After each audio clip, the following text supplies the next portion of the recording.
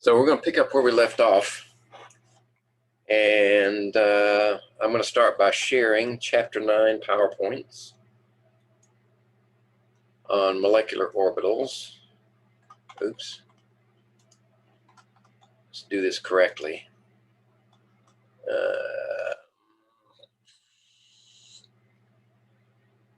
Well, of course it doesn't show them. Let's try that. Nope. Stop share. Let's try that again. Sometimes you have to do it a couple of times to get the one you want. There it is.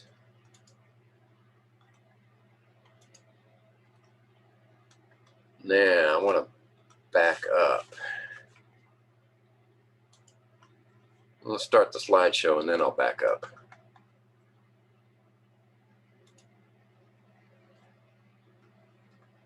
Let's see. There we go. That's a good place to pick it up. All right. Now the other thing I need to be certain of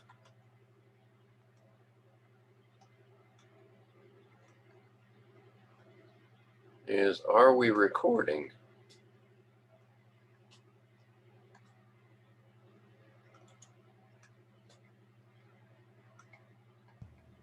On my screen, it's showing recording. Very good, thank you.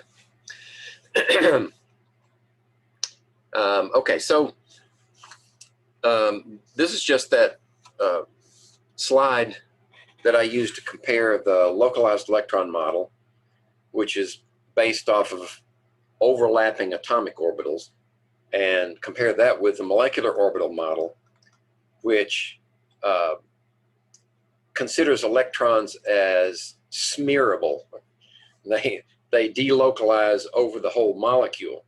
They still occupy orbitals, but these molecular orbitals are not assigned to any one given atom.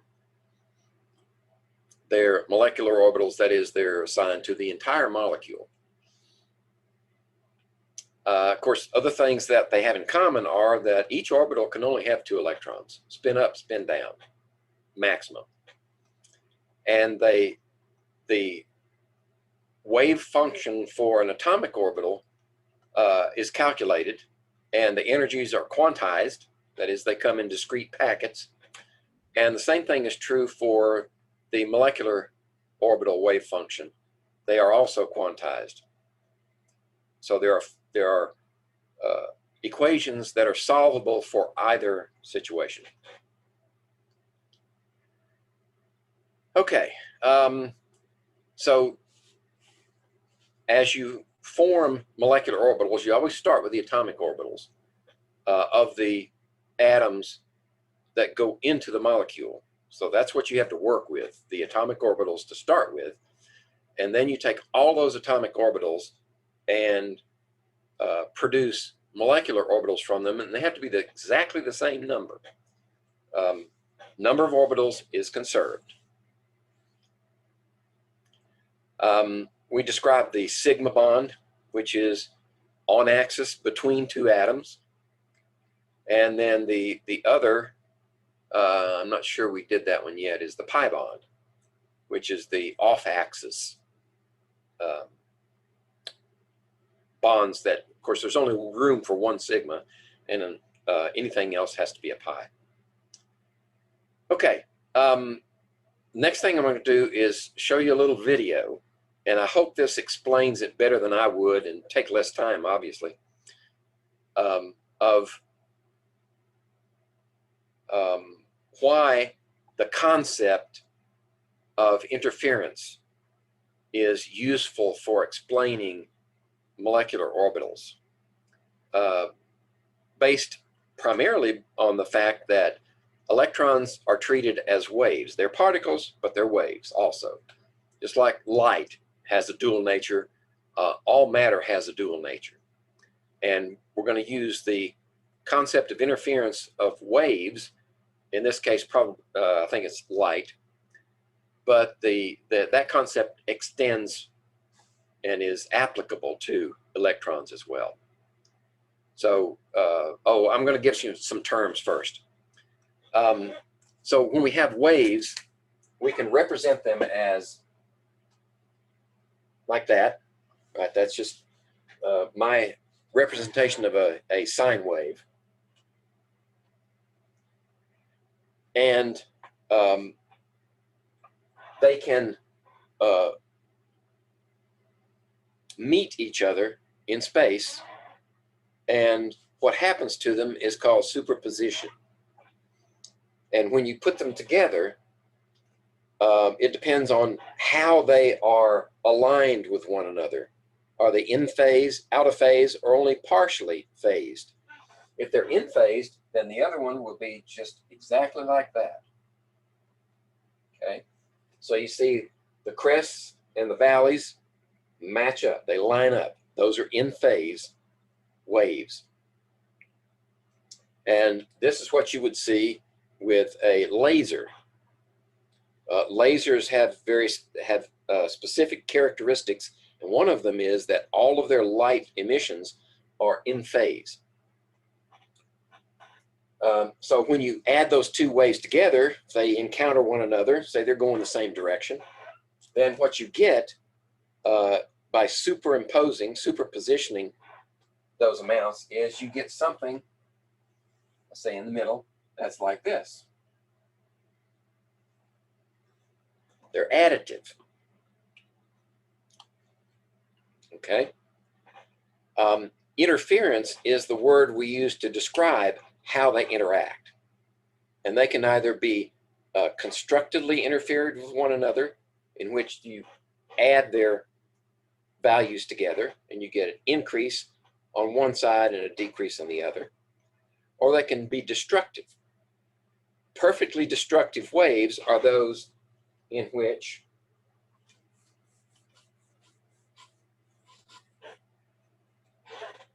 they are 180 degrees out of phase. So if you have one that goes like this, the other one goes like this, then the resultant, the superposition of those two, will be that. They will cancel one another out. Now that's perfect destructive interference. There are various arrangements that can be made. Say if it's only slightly out of phase, then you get a more complex structure when they interact. And the video that I'm going to show you tries to simplify it. So when the narrator describes interference, he's mentioning constructive and destructive, perfectly constructive, perfectly destructive. That is either perfectly in phase or 180 degrees out of phase, so that's a cancellation. Just realize that those are two opposite ends of a whole spectrum of different possibilities. Well, where is it? There it is.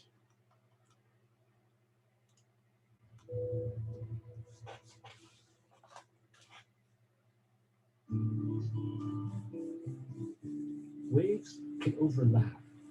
When that happens, the highs and the lows can build upon each other, or they can align in such a way that they balance each other out. When they build upon each other, this is called constructive interference. When they balance each other out, this is called destructive interference. Let's look at what happens step by step when two waves travel through each other. Here's a moment when two highs overlap. This results in a combined high that's much higher. This is Oops, sorry.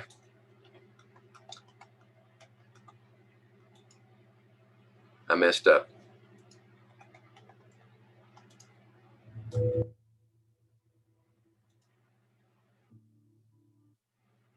When that happens, the highs and the lows can build upon each other, or they can align in such a way that they balance each other out.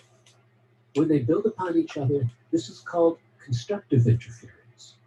When they balance each other out, This is called destructive interference. Let's look at what happens step by step when two waves travel through each other. Here's a moment when two highs overlap. This results in a combined high that's much higher. This is constructive interference. Now, here's a moment where all the highs are perfectly overlapping all the lows. We see a cancellation of the wave amplitudes. This is a moment of destructive interference. If you took a snapshot photo, you might think that nothing is happening. Change that to a video, and you'd see otherwise. In the next moment, you've got a case where the two lows are now overlapping. This results in a combined low that's much lower. Once again, we have constructive interference. So constructive and destructive interference never occur at the same time. Instead, they alternate one after the other. And then the two waves continue on their merry way, having traveled right through each other, amazingly unaltered. Check this out. A wave can bounce off of a rigid structure. But let's add a second wave. Cool. Let's add a second wall and try to confine a single wave. Aha. What we've got here is called a standing wave. Notice that to have a standing wave, the dimensions have to be just right, and typically some multiple of the wave's wavelength. A musical instrument, such as a guitar or a flute, is engineered just right to accommodate standing waves, vibrating within the instrument, producing beautiful sounds. That's good energy.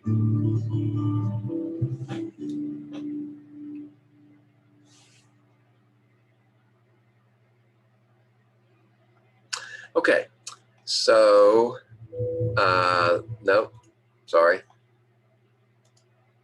There. So the purpose of that little video was to emphasize the fact that electrons are waves, and they have wave characteristics that can be quantified. And the very last item that was discussed there was the standing wave. And the standing wave only occurs at discrete multiples or fractions of the wavelength of the wave. So think of the orbitals, whether it's atomic or molecular, as a confined space for the electron. So in that confined space, the electron can only have a certain standing wave characteristic. And if it moves to a different space, then it has to be of a different wave character or wavelength. It's not a perfect analogy, but hopefully it'll help clarify some of the more difficult points of thinking of electrons as waves and how they occupy themselves in molecular orbitals. Now, when we combine, say we have two hydrogen atoms here. They've only got the 1s orbital for this one and the 1s orbital for that one available to make molecular orbitals. So two going in, two come out. So they can either come out as constructively interfered waves, in this case, or destructively interfering waves in this case. If they're constructively interfered, you get a bonding molecular orbital, which reinforces the character of the waves from either of the two hydrogens before they bonded.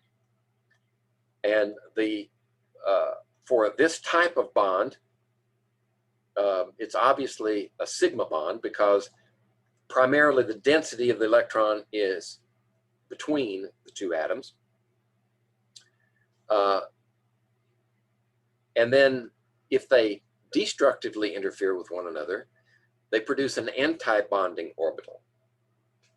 And the, let's see, I could annotate it there, but it's, the annotation in Zoom is poor at best. So the bonding orbital, in this case, is designated as sigma. Okay?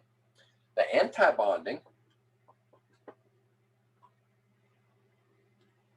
is designated as sigma star. So whenever you see the star next to an orbital, molecular orbital description, it means anti-bonding. It's like this one, only it's the destructive interference version. So you've got these two.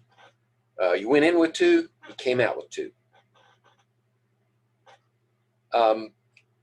What we notice also is that this bonding molecular orbital, that's why I wrote this one down below and this one above. If we put them on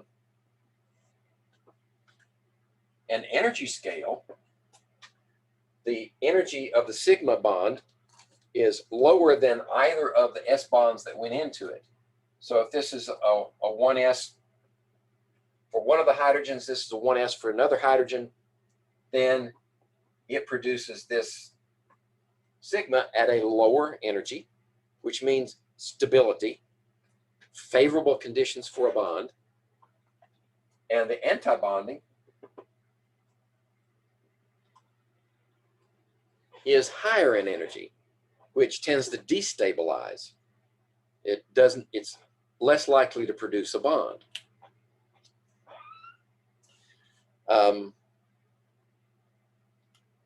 Okay, so this is what it would look like in an energy diagram, and this is typically how we draw them. You have, and it can get very complex. In other words, if you're going to you produce molecular orbitals over a molecule that has 20, 30, 40, 50 atoms, you're going to need the help of a supercomputer to do the calculations. So this is a bimolecular demonstration. We start simple, and we're going to stay simple actually, because this is an introductory course. This is general chemistry. This is not physical chemistry. So one hydrogen atom contributes this atomic orbital, the other produces this, contributes this atomic orbital, and you get a bonding molecular orbital here, an anti-bonding molecular orbital here. And then when you fill them with the electrons that are available, right, you start off with one electron here, one electron there, they all have to have a place in the molecular orbitals. So you use Hund's rule, and you fill from the lowest energy up. So both of these electrons have room in the bonding orbital. So you can put both of them down here before you have to go to the next highest energy level. If we had more than one electron, more than two, I should say, then that third one would have to go up here in an anti-bonding orbital. All right.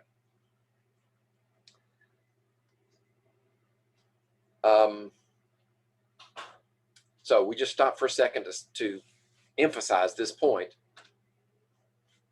These electron distributions and energies agree with all the empirical data that we collect about bonding in atoms. In fact, they agree more closely to the experimental data than does the valence electron model.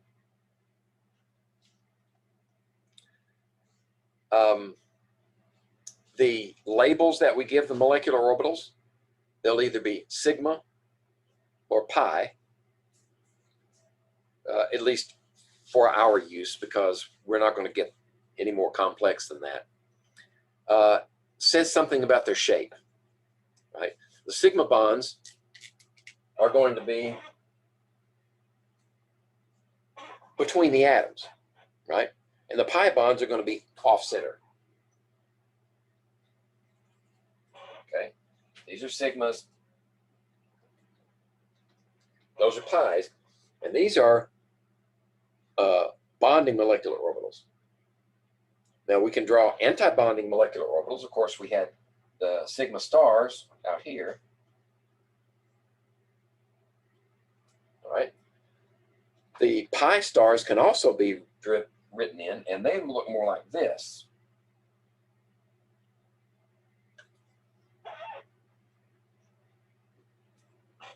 Okay, I know that's a mess, but the pi and the pi star tells us something about their symmetry, right? The pi bonding are going to be just slightly off axis, but between the atoms, and the stars are going to send their electron densities outside the bonding, what you would normally consider a bonding region. They're antibonding.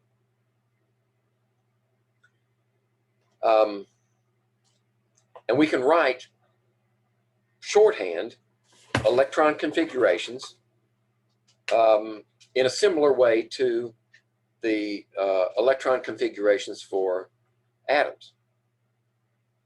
We're not going to go into that in great detail. We'll introduce some of that, and you'll see some of it in the problems, the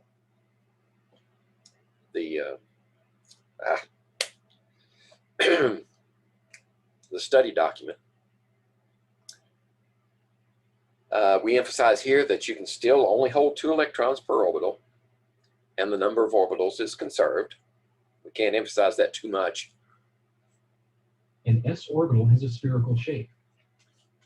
S orbitals on different atoms can combine to form molecular orbitals. As 2 hydrogen 1s orbitals approach one another, the orbitals combine with an increased electron density between the atoms. The result is a sigma bonding orbital.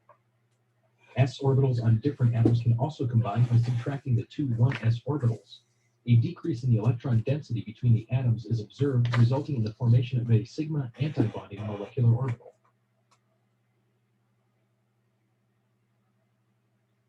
Okay. An s orbital has a spherical shape. S orbitals on different... I must have told it to repeat, sorry.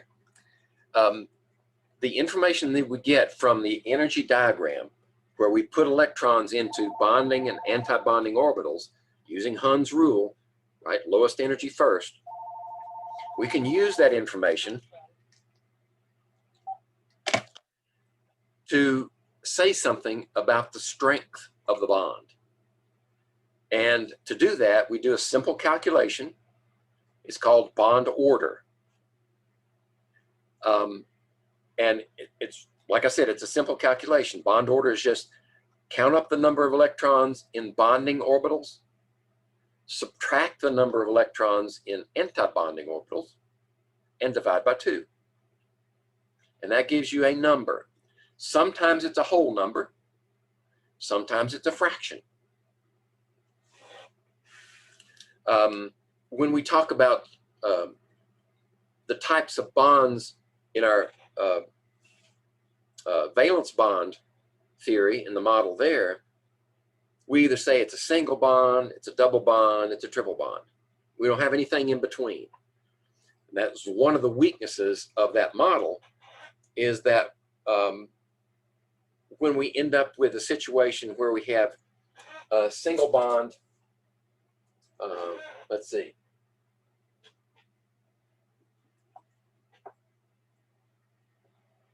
like that, something like that, then this double bond could be over there. But reality is those bonds are equal. They're somewhere between single bond and double bond. And our model here, the valence bond theory, doesn't allow for writing partial bonds like this. It doesn't make any sense with that model. But with bond order in the molecular orbital model, we can say that we can define the strength and character of that bond with this number. So instead of a 2 here and a 1 here, it might be a 1.5 for both of them. Right? I don't know that for sure, but that's just to hopefully lead you in the right direction. Now, sometimes the bond order will produce a whole number. And when it does, we can line that number up with the valence bond model. Say if the bond order is 3, then it's a triple bond. The bond order is 2, it's a double bond. The bond order is 1, it's a single bond. That's fairly straightforward. But just recognize that bond orders don't have to be whole numbers. So here's an example. This is our previous example of dihydrogen. And we have 2 electrons in the bonding orbital and none in the antibonding orbital. So our bond order will be 2 minus 0 divided by 2 equals 1. That says it's a single bond. And in fact, the bond between hydrogen, the 2 hydrogens, is a single bond. What if we create an ion of the dihydrogen? We add an electron to it. Right? Where does that electron go? It goes into the antibonding orbital. Right? So then if we calculate the bond order, it's 2 minus 1 divided by 2, which is 1/2. So what does that say comparing H2 minus with H2? That comparison says that H2 minus has a weaker bond than H2. So it's very likely that H2 minus is an unstable molecule. The environment has to be it may not last but milliseconds for all we know.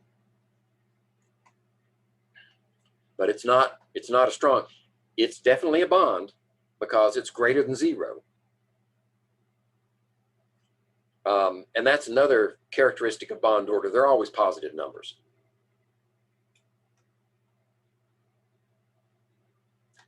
Okay, this video is a bit long, but it's got very good information in it, and I think it would be useful to be patient and watch the whole thing through. Then on the subsequent slides, I won't have to spend as much time on them, and hopefully we can finish in a reasonable amount of time. I'm not guaranteeing we'll finish by 1:45, but I think it would be worth watching this video all the way through. Today we're going to discuss molecular orbitals. But before we can get to molecular orbitals, we have to first consider atomic orbitals, something that hopefully we're all pretty familiar with. So let's start with hydrogen. Here I have 2 isolated hydrogen atoms. And we know that each isolated hydrogen atom should have 1 electron located in the 1s subshell when in its ground state. And of course, we know that these electrons don't move in perfect circles around the nucleus as I can think of them here. But they do define a region of space defined by a sphere. But when 2 atomic orbitals combine to help form a chemical bond, something special happens. In the case of hydrogens, those 2 1s subshells combine and form a region of space known as a sigma molecular orbital. And a sigma molecular orbital is a region of space where the electrons live generally in between the 2 hydrogen nuclei, screening the repulsive force that their positive charges have on one another. So they stabilize, keeping these 2 nuclei close together. This is a bimolecular orbital. But there's one rule that we haven't yet considered, and that is that the number of atomic orbitals going into an MO system must be equal to the number of molecular orbitals that MO system contains. So our molecular orbital system is not yet complete in this depiction. We have 1 more molecular orbital that forms.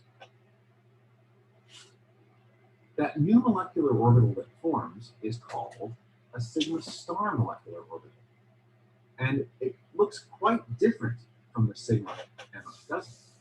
If there were electrons inside of this sigma star molecular orbital, they would spend most of their time outside of the 2 nuclei, not screening their positive charge repulsions, and therefore would actually make the system very, very unstable. So let's think about what that means in terms of how hydrogen atoms come together to form a bond.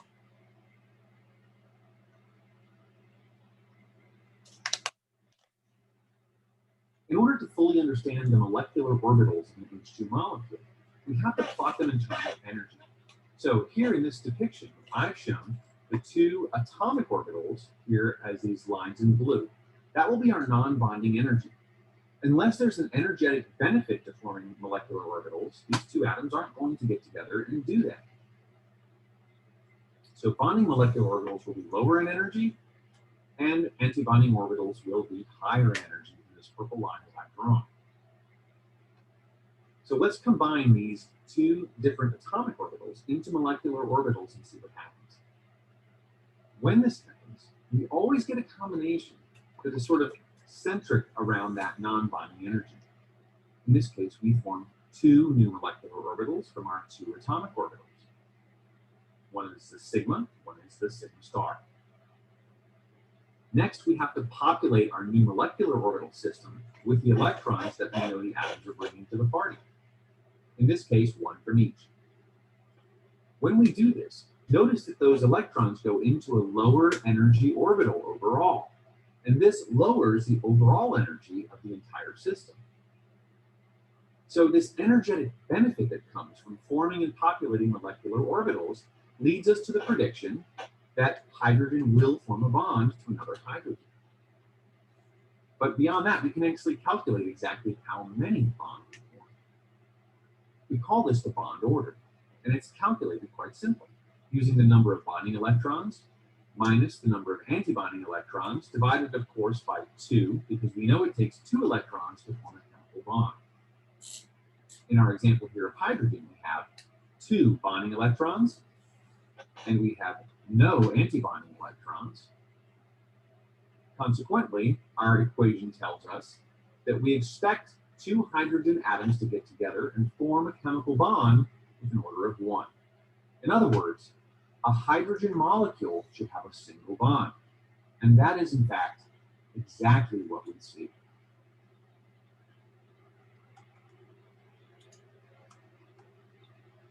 Now let's move on to the next element on the periodic table, helium. Now I've put molecular orbitals here in quotations because, as we're about to discover, there really is no such thing as a helium-2 molecule. But to prove it, we need to use our energy diagram and combine the 2 atomic orbitals of helium atoms to find out what the energetics of bonding would be if it were to happen. So let's go ahead and do that now. We combine them into a system with a sigma and sigma star molecular orbital, and we populate that system. Now, in this case, I have 2 electrons that can fill the sigma bonding molecular orbital, lowering the overall energy. But I still have 2 more electrons that have to go into this new molecular orbital system. And they have no choice but to go up in energy and populate the sigma star. The consequence of this is that there's no real energetic benefit to bonding. So 2 helium atoms have no real incentive to get together and form an He2 molecule. And in fact, that's exactly what we see. When we calculate the bond order, we find that 2 bonding electrons and 2 antibonding electrons leads to a situation where we predict a bond order of 0. In other words, we don't predict a bond at all. And when we study helium in the laboratory, that's exactly what we find. Helium exists as isolated atoms.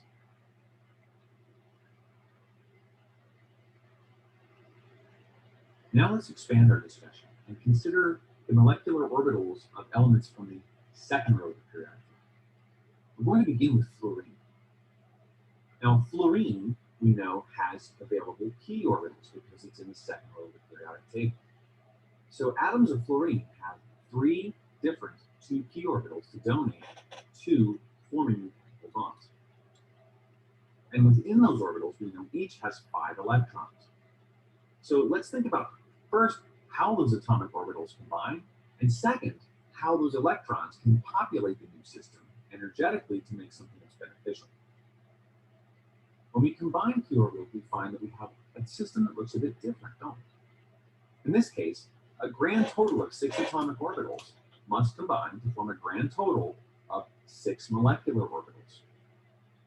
Now, the lowest and highest in energy of these correspond to the in-phase and out-of-phase overlap directly along the nuclear axis. Those we would call the sigma and sigma star molecular orbitals. But we have some new players here. Those are the orbitals that result from the side-to-side overlap of p orbitals that we call pi and pi star MOs. So we have to figure out exactly where the electrons will go in this system and whether or not there's a real energetic benefit to putting them there, and that will help us determine whether or not fluorine will make a bond. Let's do that now. When we put all of our bonding electrons in, we notice that 6 total electrons go into bonding molecular orbitals. This is a tremendous energetic benefit. The sigma and the pi bonding MOs are completely filled. But fluorine has extra electrons, and they have to go somewhere. And the next best available option is to place them into the pi star molecular orbitals. These are antibonding, so the energy comes back up somewhere. However, notice that overall, we still have a system in which, on average, our electrons are in lower energy locations when they're in the molecular orbital system.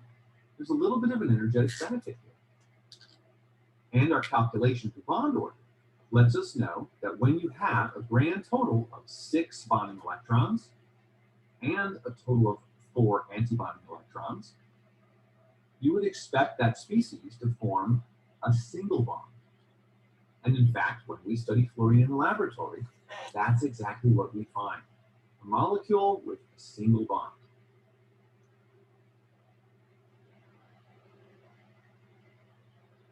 Now let's move on to something a little bit more complicated.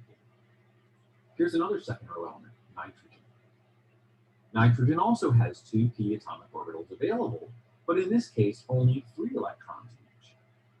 So let's combine those and form a new molecular orbital system. And you might notice something changed here, right? Notice that the sigma molecular orbital is actually higher in energy than the pi. And this is an interesting phenomenon. It's caused by something called sigma pi mixing. And we won't go into great detail into it here, but I wanted to point it out because this is how you'll probably see it in your textbooks. Nonetheless, when we use the electrons from nitrogen's 2p orbitals to populate this new MO system, notice that they all go into bonding MOs. And better than that, there's nothing left. There are no extra electrons to fill in those antibonding MOs and counterbalance the energetic benefits. So this is a tremendously energetically beneficial arrangement.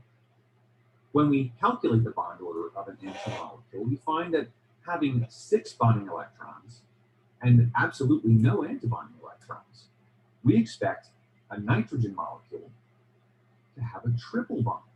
This is a very strong bond, which makes nitrogen gas almost completely inert. And again, when we go into the lab and study nitrogen, that's exactly what we see. Diatomic molecule with a triple bond.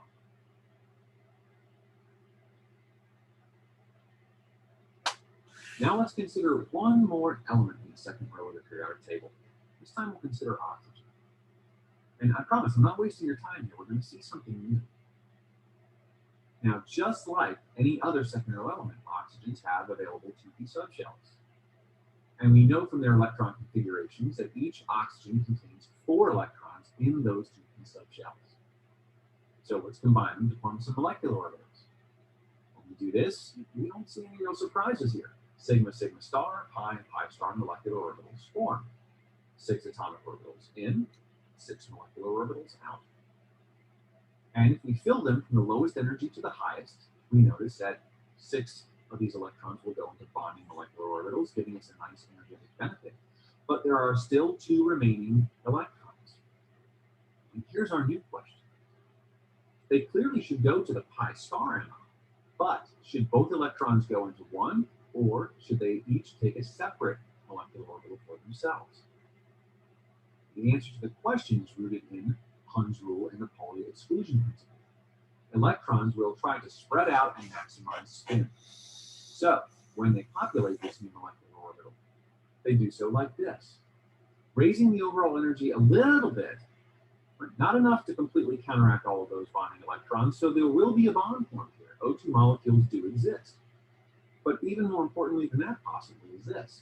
Notice that there are unpaired electrons in this molecule. And that means that our new oxygen molecule is paramagnetic. Liquid oxygen can be trapped within the confines of a powerful magnet. You may have seen these demonstrations under before. And of course, just as before, our prediction is correct.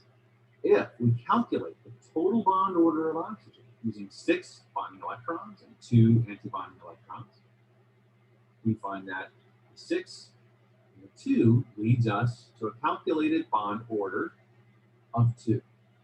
Oxygen exists as a diatomic molecule with a double bond. So I hope that by now you're beginning to appreciate the power of molecular orbital theory. It not only confirms so many of the other topics we've already discussed on bonding, but it allows us to explain completely new properties that all of our other theories couldn't, things like the paramagnetism of oxygen. This is just the beginning of molecular orbital theory. You may want to consider in the future things like molecules that consist of 2 atoms that are not the same, or molecules that consist of even more than 2 atoms. There's much, much more to explore. But for this lecture, we're done. Thanks for watching. Okay. So what we were looking at there were homonuclear diatomic molecules. That is, both atoms were the same element. But there were some topics introduced that we haven't discussed yet. One was that last one on paramagnetism. I'm going to cover that in just a minute.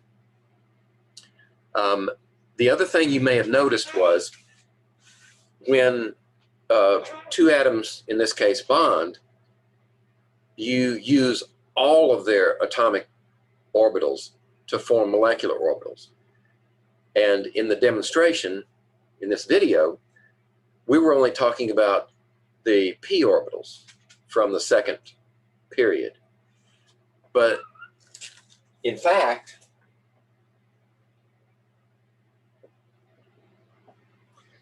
you have 1s on both sides for those second row elements.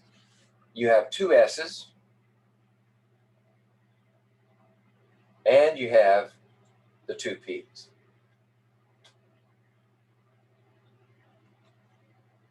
Now, the reason we can get away with the discussion the way the narrator was presenting it was that these are going to produce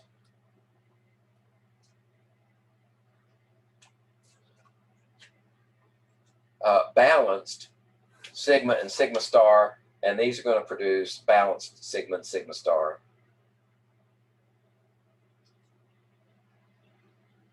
Right. So any electrons down here that we normally consider either in the core or in the lower valence shell are going to balance each other out when you calculate the bond order. In other words, these 2 subtract those 2, 0. These 2 subtract those 2, 0. So by the time you get to the 2 p's, that's where the difference lies. The other thing that was introduced was sigma pi mixing. Sometimes it's referred to as sp mixing, referring to s orbitals and p orbitals. It's probably the proper reference to that should be sigma and pi. I think the authors of your book refer to it as sp mixing. But just realize that one is synonymous with the other in our discussions. Okay, so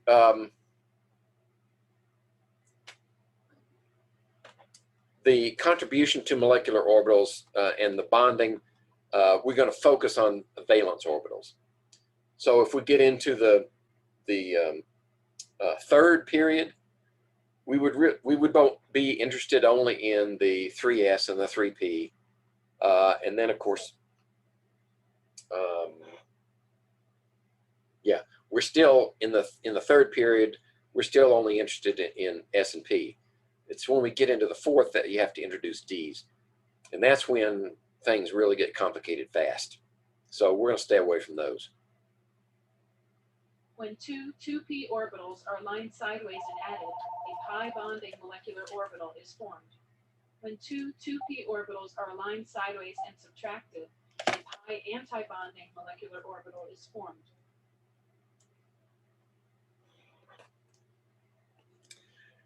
Okay, that was kind of redundant. We've already been there, right? Okay, now for the topic of paramagnetism versus diamagnetism. Paramagnetism is a property that's observed with some elements, molecules actually, in this case, but elements and molecules both can experience responding to magnetic fields.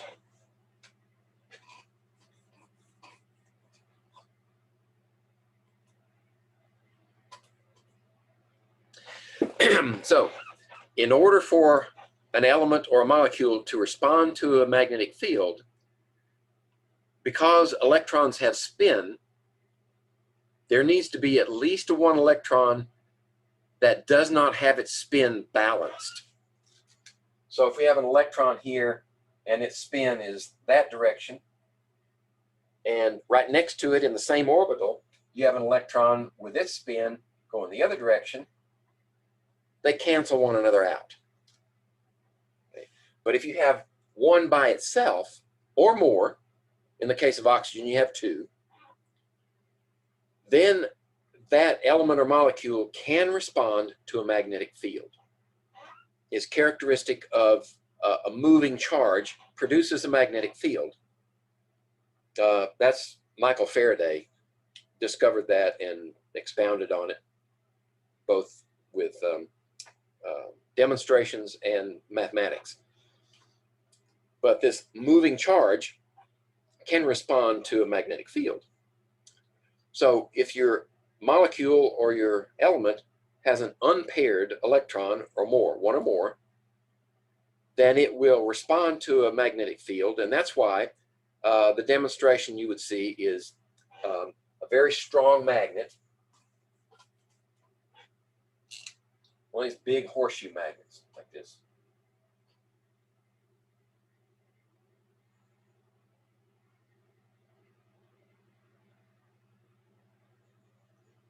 Like that. So you'd have a north pole and a south pole. And the magnetic field between those two poles is extremely strong. So if you take liquid oxygen and pour it into that gap, it'll sit right there because it is experiencing something called induction.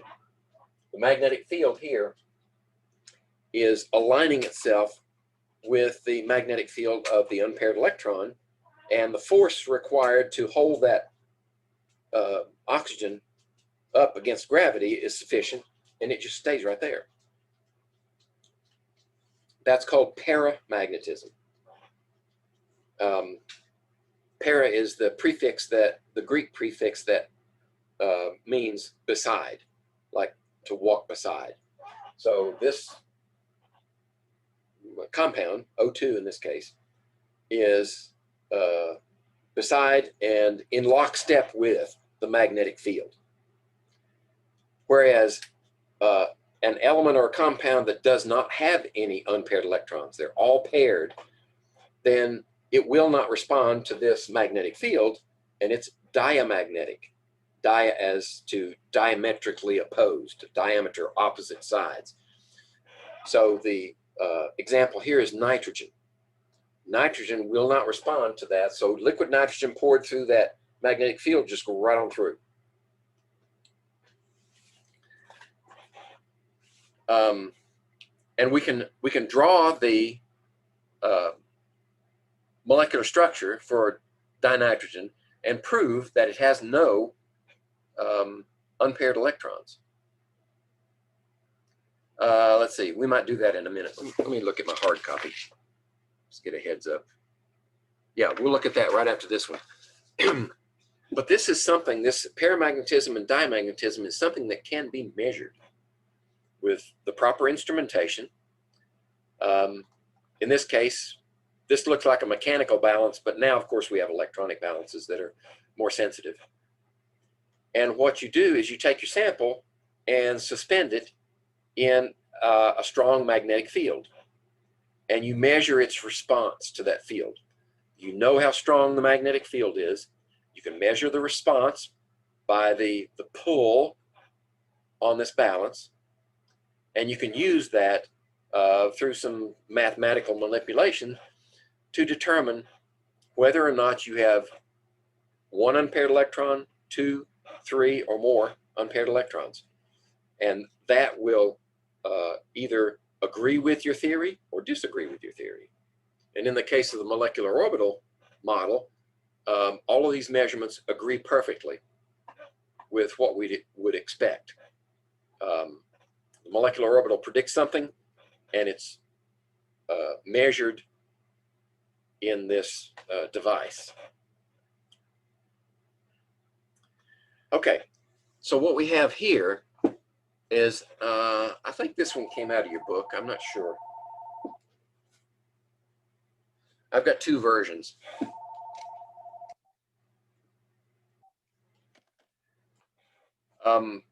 So these are all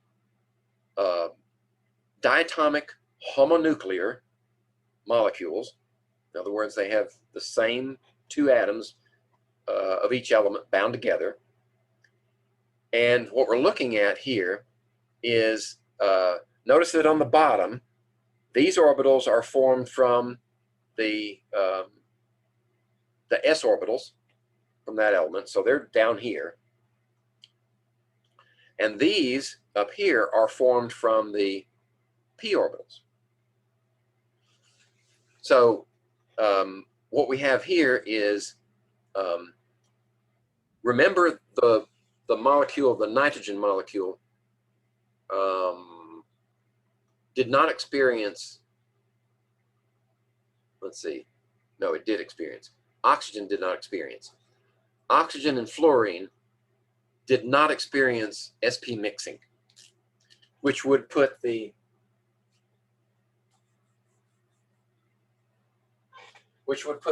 sigma bonding orbital here and the sigma star here, and then your pi bonding and your pi antibonding there, right? For no mixing, no sp mixing, or no sigma pi mixing, the pi orbitals are in the middle energy-wise, and the sigmas are on the extremes. But if there is mixing, and by mixing we mean the energy of the sigma molecular orbital and the pi molecular orbital are close enough to where they interact. And by interacting, they tend to lower the pi bonding orbital's energy and increase the sigmas. So they sort of, you throw them together and you mix them up, and when you bake them, they come out with sigma on top. So if there's mixing, you'll have the sigma here and the two pi's down here.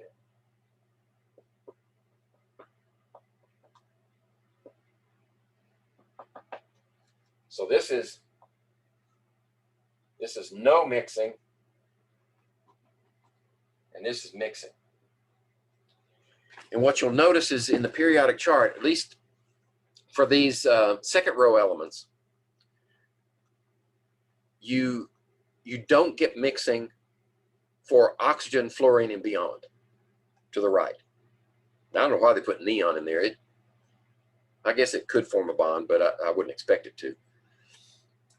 But to the left of oxygen, from nitrogen on over to the left, you do get mixing. And that places the sigma in energy right there above the pi's. Now, that's significant when you start filling these orbitals. And it can have a bearing on the bond order. Well, it won't have a bearing on the bond order calculation, usually. No, it can. Excuse me. It can have a bearing on bond order calculation, depending on the order, because you fill them differently. And it also has an influence on whether the molecule is paramagnetic or diamagnetic. And the fact that you can measure paramagnetism and diamagnetism is a way of confirming that you have introduced mixing or versus non-mixing.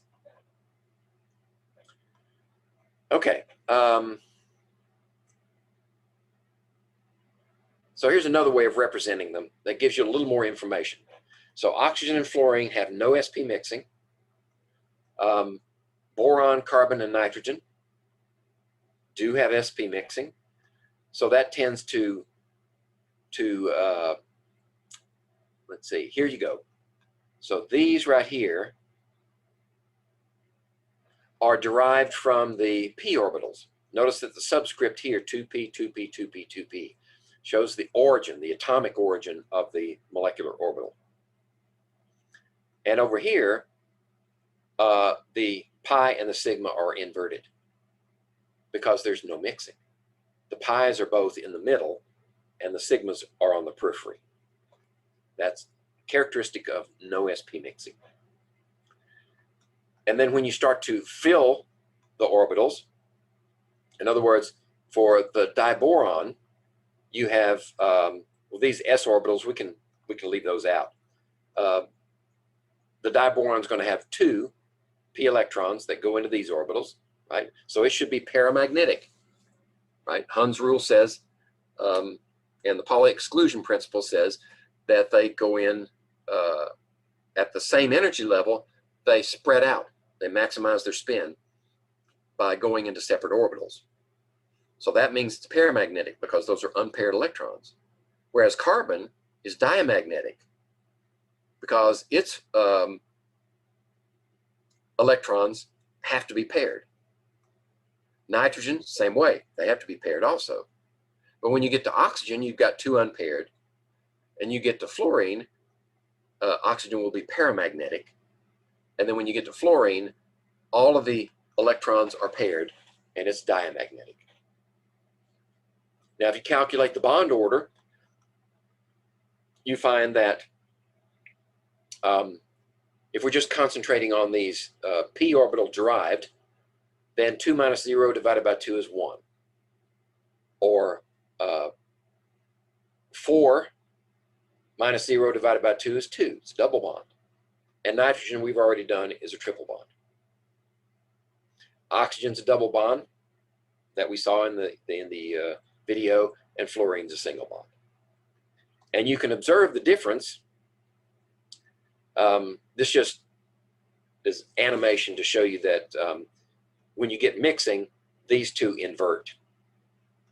Like one goes down and the other goes up in energy. And you can see from the energy that single bond is here, double bond, let's see, yeah, double bond there, triple bond there. The double bond for oxygen is not as strong as the double bond for carbon. So the bond order doesn't necessarily say that the measured strength of the bond is identical to any other double bond. It could be different. And we noticed that when we did our calculations, right? When we took the different bonds, add them up, and then subtract the bonds that are formed in the products, we can find out what the enthalpy of that reaction is. But each bond has its unique energy, enthalpy energy, bond energy. So this double bond with 2 carbons is different than this double bond with 2 oxygens. But if you look at a trend, you see that single to double is an increase, to triple is an increase, or to double here and to a single decrease. Right? Oops. And there's also an impact on the bond length. As the bond strength increases, the bond length decreases. It just makes sense. If you're going to have a stronger bond, it's drawing those nuclei closer together. So for a triple bond of nitrogen, the bond length is only 110 picometers, whereas the double bond for carbon is 131, the single bond for boron is 159. Okay, so the narrator ended with the proposition that maybe we would like to look at heteronuclear diatomic molecules. That is, 2 different atoms. Now, things get complicated here because you're starting out at 2 different energy levels. In this case, the carbon energy levels for the 1s and that should be 2s. For the 2s orbital and the 2p orbitals are up here, a lot higher than they are for oxygen. So when you build your molecular orbitals, there's a chance for sp mixing and inversion there just as well. So what's required here is that the mathematical calculations have to be performed to determine what these energies are and the order of the. So that's why we're not going to go into a lot of detail there, because we have neither the experience nor the technology to help us build those properly. So we're just going to treat them as examples and show that, yeah, this is what happens. Carbon starts off at a higher energy here, oxygen at a lower energy here. And that also comports with ionization energy. Remember, ionization energy increases from left to right. Right? So if you go from carbon to oxygen, it should take more energy to knock off the first electron of oxygen than it does to knock off the first electron from carbon. And this just supports those values and that trend, because if the top electrons in oxygen are at this low energy, it takes more energy to get them to infinity, whereas it takes less energy to get the carbon electrons to infinity. Okay, so I'm going to have to, as my water pills talking. I'll be back in 3 minutes.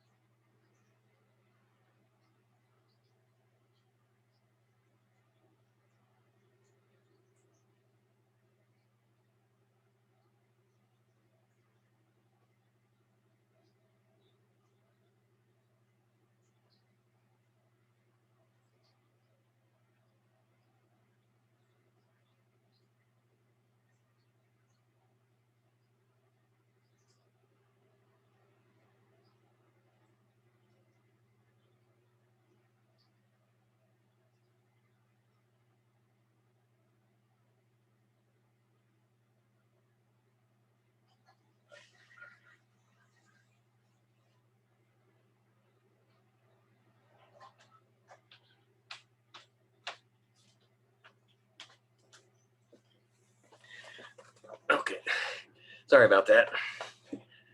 Whatever you do, if you can possibly avoid it, don't develop high blood pressure, because your doctor will put you on a diuretic, and that'll fill your bladder up in a hurry. Okay, so back to our heteronuclear diatomic molecule.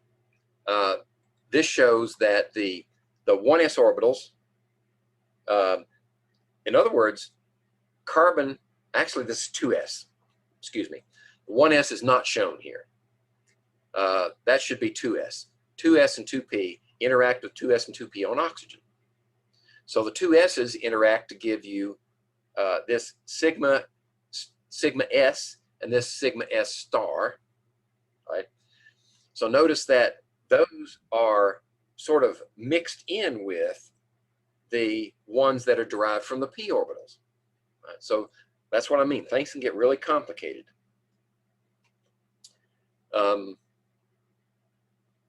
And you have 1, 2, 3, 4 electrons from carbon, and 1, 2, 3. Wait a minute. Yeah, 2s. Here we go. Okay, I'll just reality check here. So we do have 4 electrons from carbon and 2, 4, 6 electrons from oxygen, which means 10 electrons. So we start from the lowest energy, 2, 4, 6, 8, 10. And if we calculate the bond order and use everything we have, so here are these are bonding, 2, 4, 6, 8. So we have 8 bonding electrons.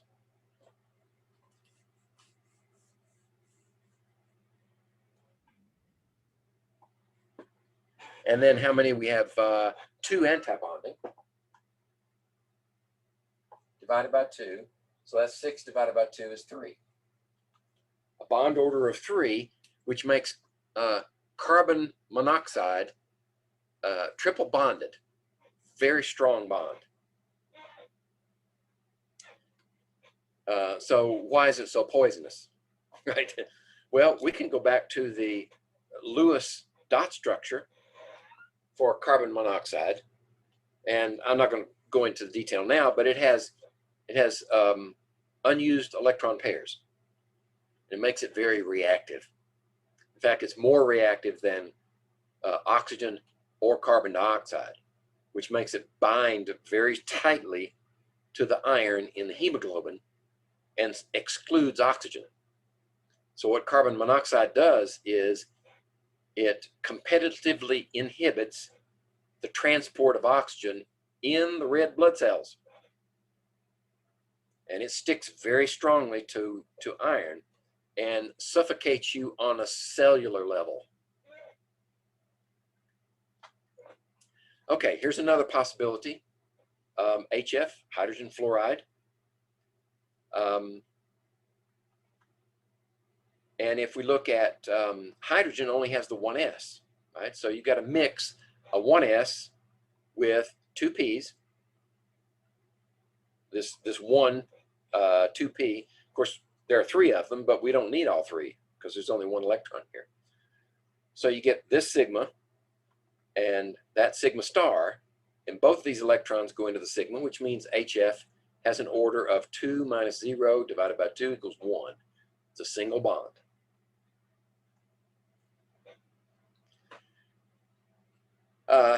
And it should be a stable molecule, which it actually is.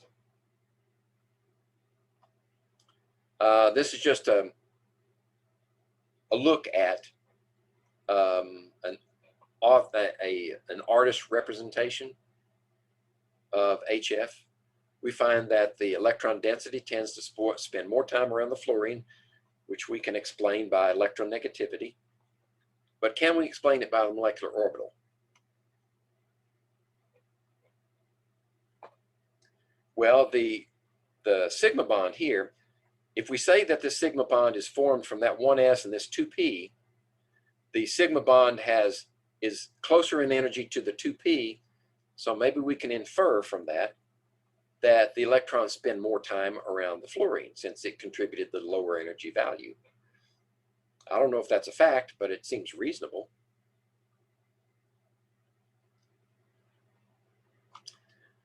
Okay.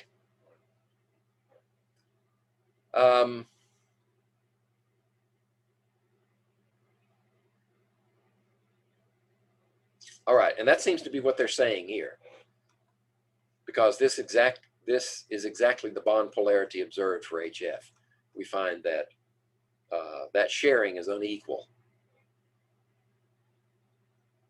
Now, what do we mean by the term? Here's a new term, delocalization.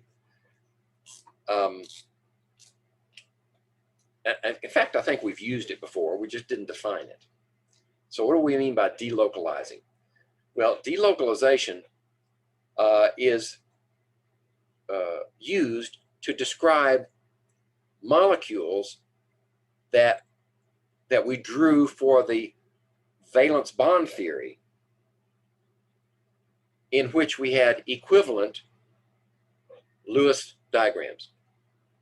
And when that's the case, the only way that you can explain them with the Lewis dot structures and the valence bond theory is through resonance. That is, they're going back and forth between the two, or among the three or more. But with the molecular orbital model, we can just say that those electrons are delocalized and draw a single representation for the molecule without having to resort to resonance. The pi bonding is obviously delocalized. Localizing tends to confine electrons between atoms. Pi bonds tend to delocalize outside the atom. And when we're talking about multinuclear molecules, which have the opportunity to smear pi bonds over a larger volume in a molecule, then we say those are extremely delocalized. And what delocalization does is it stabilizes a molecule. The more you can spread those electrons out at lower energy, the more stable the molecule. And these typically, in the past, we've shown these pi bonds to be formed from unused p orbitals. Right? In the valence bond theory, we had, and what we're doing here is we're combining aspects of the molecular orbital model and the valence bond model. So here's a perfect example, benzene.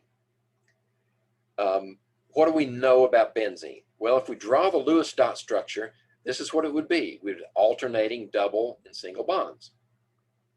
But we can also draw this one. All you have to do is shift the double bonds to the next neighbor clockwise, and you get a different alternating pattern. The only way we can draw that with the Lewis dot structure is through resonance structures. But we know from experimental data that every bond in this ring, these are all carbons, by the way. And in organic chemistry, whenever you have two lines come together or three lines come together, if there's nothing written there, that's a carbon atom. It's just for economy of space and so that we don't clutter up our diagram with lots of extra symbols.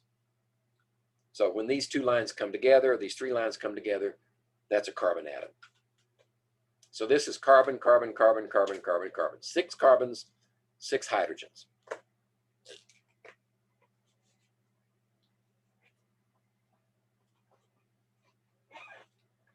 That's the molecular formula for benzene.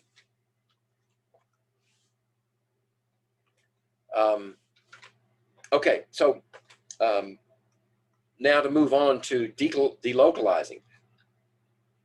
Because each of these bonds is exactly the same bond length, which implies that they're the same bond strength, they have to be identical bonds. So that's why sometimes you'll see benzene written this way. And we also leave hydrogens out when we can in organic chemistry. Right? Just leave all the hydrogens out. Carbons typically are available for 4 bonds. Right? So if you see 4 bonds to that carbon, there's 1, 2, 3, 4, right? They're all filled. If we leave the hydrogens out, then we're only seeing 3 bonds, but it's understood that there's a hydrogen there. Anything left over is a hydrogen. And I know I've exceeded the time, so I've seen some people leave, and that's fine. I'll just keep talking till we finish. So that's why the benzene molecule sometimes is written like this. That describes both the fact that all the bonds are the same length, plus the pi bond is smeared over every one of those atoms in the ring. In other words, rather than draw the pi bonds like that, it's actually spread out over the entire molecule, like that. And that adds stability. In fact, these types of ring structures are very stable. It takes a lot of energy to break them. So when we use both the localized electron and the molecular orbital model, we can describe these bonds as sigmas, and then the pi bond is smeared over the entire length, the entire volume of that ring. And the localized electron model would say that we're overlapping p orbitals, and we've hybridized. See, we're mentioning here, these are sp2 hybridized orbitals in the localized electron model. But this is what they look like in the molecular orbital model. The p orbitals used to form the pi bonds in the nitrate ion overlap with one another to provide a delocalization of the electrons over the entire ion.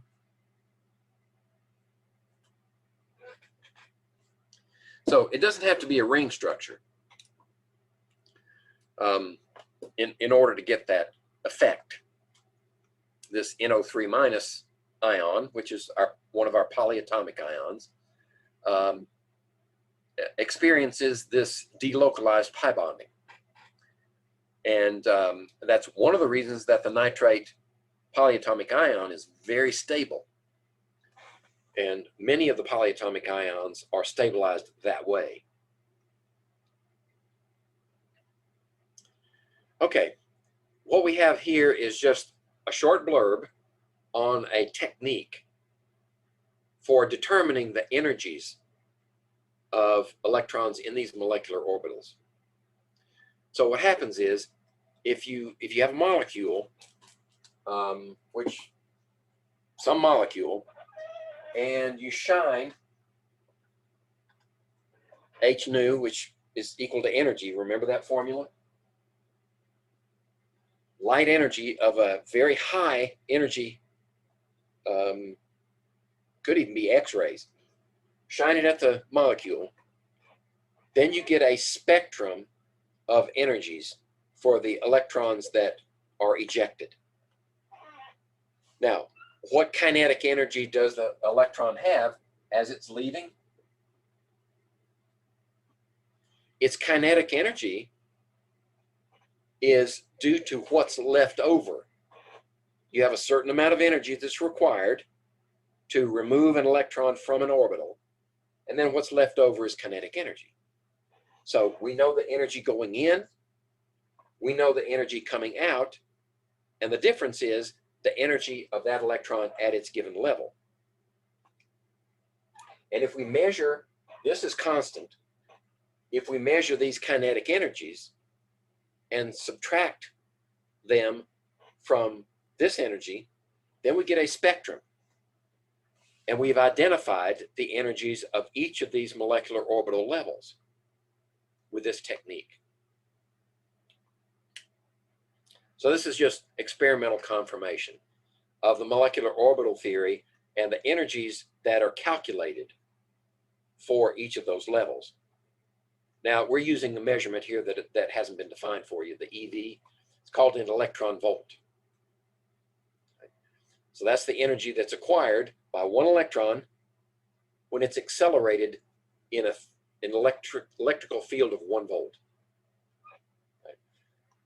Now, it's a very small amount of energy, which is good for our purposes because for one electron in each of these orbitals is a very low energy. Okay, so that's it for molecular orbitals, and we'll look at the review document on Thursday, and that means let's see. Let me look at my schedule here, get my bearings. Oh, we have Thanksgiving break, so we're going to have a review on Thursday. Then you're going to have a week off, and you can use that week to let some of this sink in. You can use it to catch up on your labs, right? Because there are a lot of people that are short on their lab reports, and And then the Tuesday that we come back will be the nominal date for the exam 7. And then that following Thursday, in fact,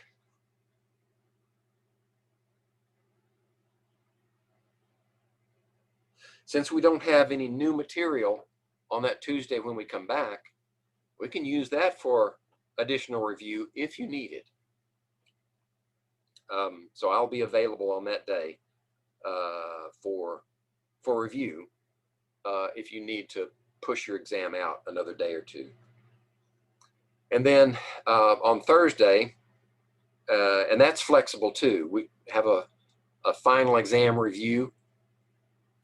We can do that on the following Tuesday because I've got a built-in a whole week buffer there. I didn't mark it, but there's a whole week before the final exams begin on the 7th of December. All right, so we've got some extra time in there that we can use to iron out any difficulties that you may have before the final exam. In fact, I'm still working on the final exam. Okay, so let me unshare this thing and stop share. There we go. And I'll stop the recording there.